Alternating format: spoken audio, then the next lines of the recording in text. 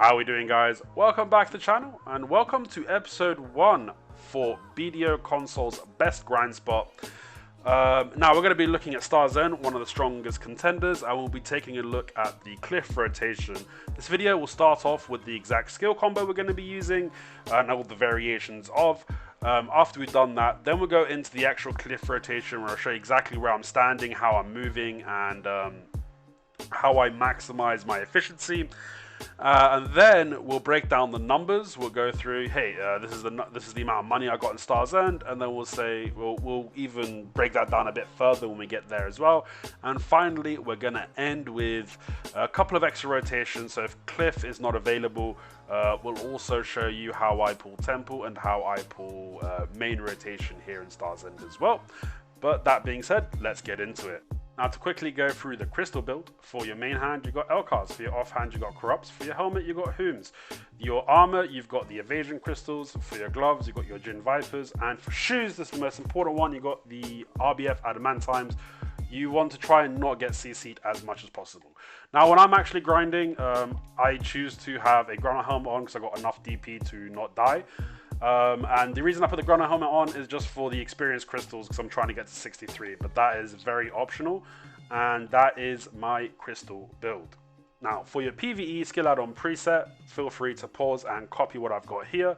The two optional ones would be the mana recovery and shock relay and Atoll Spear. If you have the infinite mana potion, this is not required, but if you don't, this will guarantee that you don't need to use any mana potion whilst grinding, but I would recommend having about 50 or so mana potions on you, just in case you encounter some PvP or things don't go as planned when grinding and you end up having to pop a mana potion. Okay, so getting into the Star's End main combo that we're going to be using, obviously you're going to start off with Chain Lightning, your pull skill, into Shock Relay, Aftershock for repositioning, into Radiant Annihilation, then Atoll Spear, and then Lightning Bolt, then reposition with the Shock Relay Spear Bolt, finish them off with Upsurge, and execute if necessary with Rift Storm. So that's the main combo we're going to be using.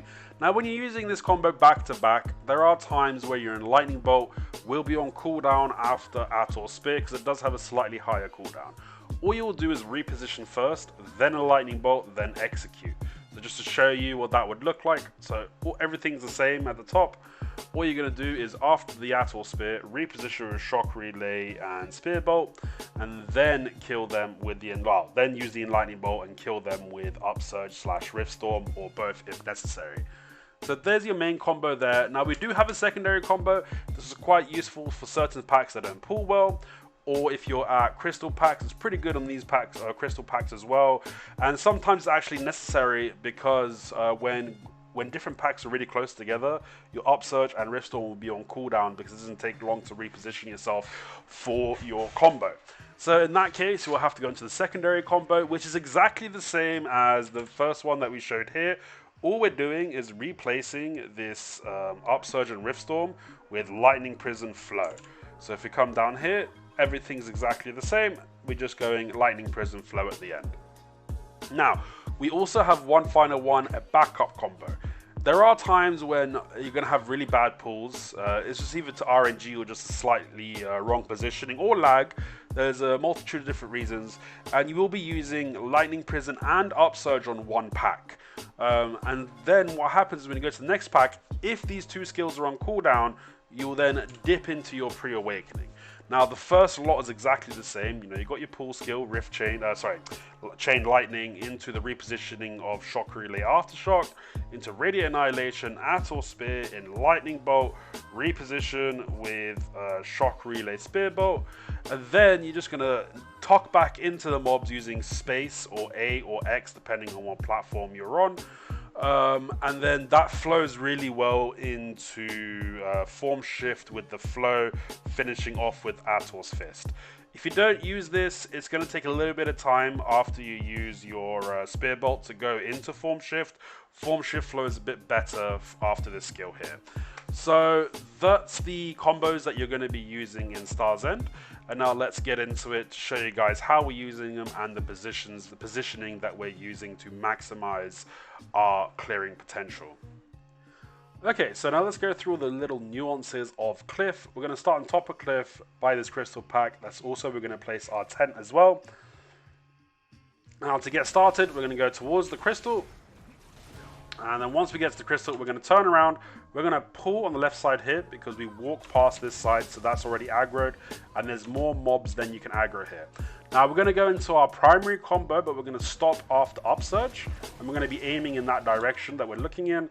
And then after we do upsurge, we're going to turn around, aim towards the left side for any mobs that haven't been that haven't aggroed yet. And after upsurge, we're going to do the shock relay into lightning prison to hit everything on that side and bring them in. Flow in the middle to hit everything. Rift storm to kill. So that was the more complicated pull where you're using all your awaken skills. Now this one here, it's important that you're right on the side of the apostle. You don't want to be behind him. You don't want to be in front of him. You want to be perfectly on the side of him. So you can pull these 3 mobs to the left and all the mobs to the right. Like so. And then when that's done, just do your skill rotation as normal. And you got to wait sometimes to pick up the trash. So over here, anywhere where my cursor's pointing is where you can stand. Pull everything, flick your camera around.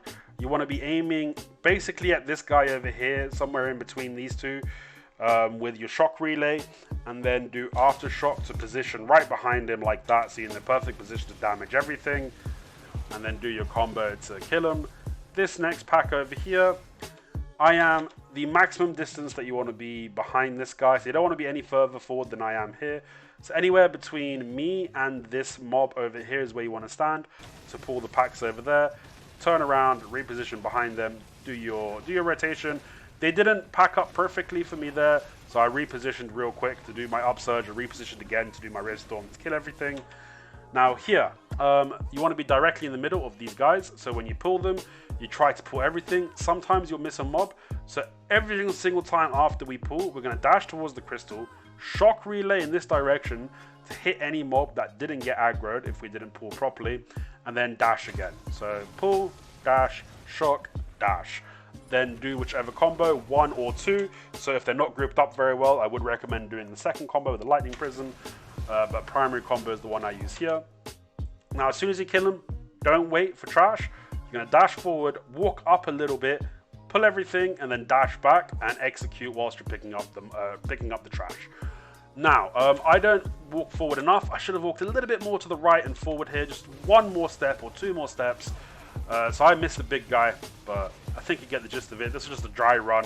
So I was kind of thinking about it rather than just doing it, which sometimes causes me to make mistakes. Now here, I should have just aimed a bit more to the left. You don't want to be too close to this rock. You want to be a little bit further in front to pull everything. So I'm going to have to just step forward to shock relay this guy to aggro him, then turn around, shock relay aftershock to reposition. Now here, we're going to kill this pack. Like so. I'm just ignoring the guy that followed me down because he's not a part of this pool. So then we pull these guys by the stairs, we come down, reposition, then we do the second combo here because they're a bit spread out. Now after here, you don't have to do upsurge, but I chose to that time. Then we pull this next pack. So on this next pack, after you pull, so you pull to the right, flick your camera to the left, get behind this mob, lightning surge back in if needed, and kill them. So here I actually waited the extra second or 2 for my skill to come off cooldown. What I really should have done is my backup combo to be slightly more efficient. I would have saved a second on my clear speed right there. But we're going to come down. That big guy that aggroed a bit late, he's actually a part of the next pack. Sometimes he's kind of just wandering around. So sometimes he'll be up here, sometimes he'll be where I'm standing, sometimes he'll be a bit closer to you. But it doesn't matter, he will eventually come. So you're going to come down here, pull these ones, shock relay. If he did just aggro off to the side, just wait a second for him to get close enough to get knocked down, and then do your combo. I accidentally here did a pull skill whilst clearing, which I shouldn't have done. That was just a miss input click. So now I'm using shock relay to pull those guys to here, but normally you would just use the pull skill to hit all the mobs. But you know, that was just a slight input error. Unfortunately, we got knocked down. So, you know, you just clear these guys as normal and hopefully don't get CC'd. I would 100% recommend using adamantines as well for PvE when you're doing PvE. Now, you want to stand either parallel or behind this crystal to pull these guys up here. Don't be in front of it, because if you're too close to this guy, he won't start following you. He will do an animation instead. So pull everything to this big fat guy at the back, kill them all, and then once you kill him, so once you kill him, you're going to turn around and pull these guys. Now you saw here, I did some extra skills. So this is your execute, right? So if they're not dead, if you got like, you know, there's a bit too many mobs in the pack, and after Rift Storm they're not dead. Shock relay into your aftershock to do a really good damage, and then shock relay into Atoll Spear to finish them off. That's like the little combo of skills that you'll do to finish stuff off if they're still alive. But then pull these guys, reposition with the spear bolt, and then do your rotation. Obviously, you saw there the Atoll Spear was on cooldown. So after Radiant Annihilation, I actually did a Lightning Bolt, then I did Atoll Spear that time, and Lightning Prism to finish them off, and then we're going to move back up. So this is where we started, but it's important when you're coming up this hill, you want to stay towards this tree and hug left. So you aggro everything on this side, and then come to the crystal and chain lightning everything on the left. Now, if one mob, sometimes there's one mob over here won't aggro. If it doesn't, it's absolutely fine. Just ignore him. Just do your skills as you normally would be doing, and then flick your camera to the left, do your lightning prison on the left over there, and kill these guys with the Rift Storm at the end.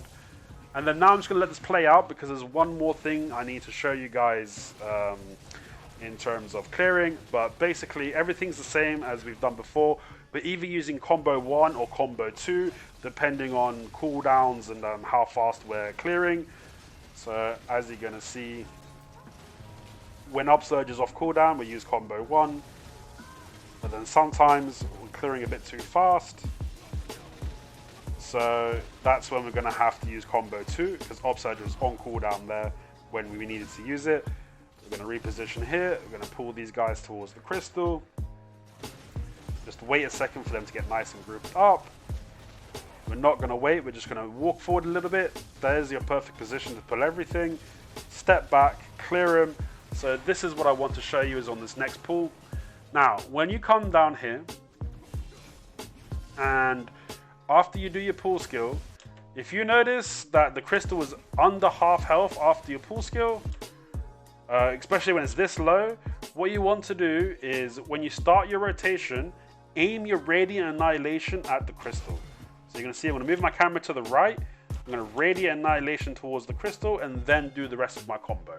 Unfortunately, I get knocked down. That does happen sometimes. But after that's done, you know, just do what you normally do and kill the packs. And then the rest of it is exactly the same as I showed you before. So that is all the nuances of Cliff, and that's how I maximize my efficiency there. So now let's get into the silver breakdown portion of the video. Okay, so now let's do the silver breakdown portion of the video. For Star's End, we were using yellow loot scrolls, so don't be alarmed when you see these crazy trash numbers that I got. This was a yellow loot scroll. And unfortunately, because I'm a main, I do have the drop rate buff, so I got an extra 50% drop rate chance. Now, in the end, I want to compare all these grind zones together after I do the breakdown for them separately. So that's why this minus 50 mil is there. But in reality, this was my money per hour for me. But again, just for comparison's sakes, that's why we're taking the 50 mil off here.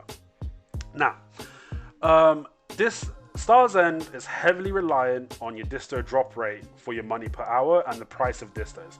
They recently dipped under 300 mil because on console we got the Fine Accessory Box 3 as a reward, and a lot of distos got flooded in the market at that point. Right now they're slowly going back up, but they're sometimes dipping back down. Hopefully they can get back to being over 300 mil an hour, because previously they were about 310 a couple weeks ago when I was grinding, and when they are that high, it's just so good, dude. Like, the money that you get is so good, and it's definitely worth just holding on. Like, right now, I'm not selling my distos. I'm just waiting for them to creep up in price, because they will. They'll creep. They'll go down and up and down and up and down and up. But once they're about 300 plus mil an hour, just listing like 1 to 3 at a time is the safest way to get all your distos off and maximize your profit. If you're looking for BMC crystals, Star's End isn't the best place. You're only getting a little over 2 an hour. But for weapon and armor stones, it's really good. Normally, it's actually really even when I look at my inventory between weapon and armor stones. But in this 5-hour period, we ended up getting a lot more weapon stones than armor stones. We averaged almost 90 for weapon stones and only 77 for armor stones. So let's say it's around 75 to 90 stones of each per average per hour, which will take you to about 150 to 180 total stones. So if you're enhancing, that's really useful, but if you're selling them, obviously you're just selling them, so that's just extra money in your pocket. In terms of trash per hour, we're doing 9.7k trash. When I'm tryharding, I'm around 9.8k, sometimes 9.9k if things go well.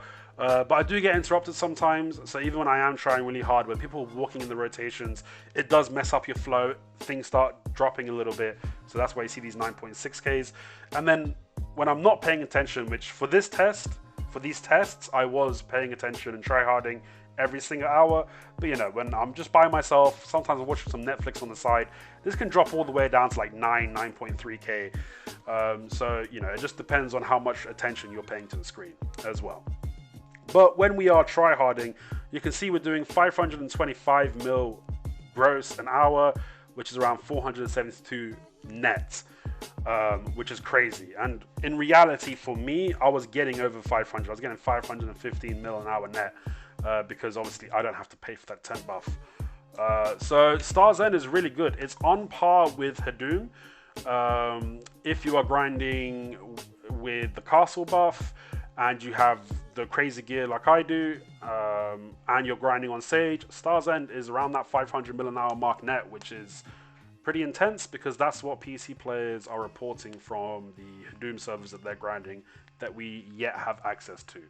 I'll be surprised if anything else can match 500 mil an hour, but that being said, it is very heavily disto reliant, so if you're having a dry streak, the numbers are going to drop significantly. You're doing only a little over 200 mil an hour net.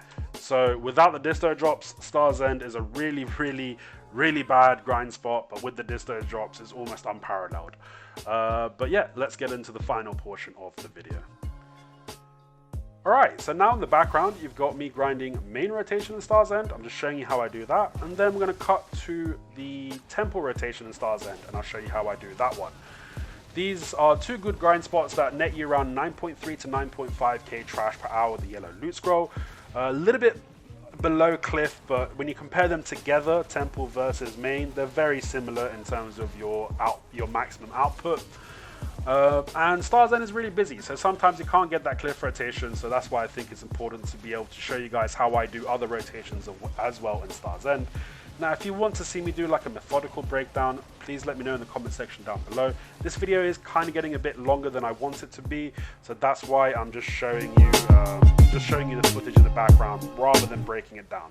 That will require me to pause it, just extending the length of this video generally, which I don't want to do. Now, if you guys do really want to see it, I will make the videos after I do this series that I'm making right now.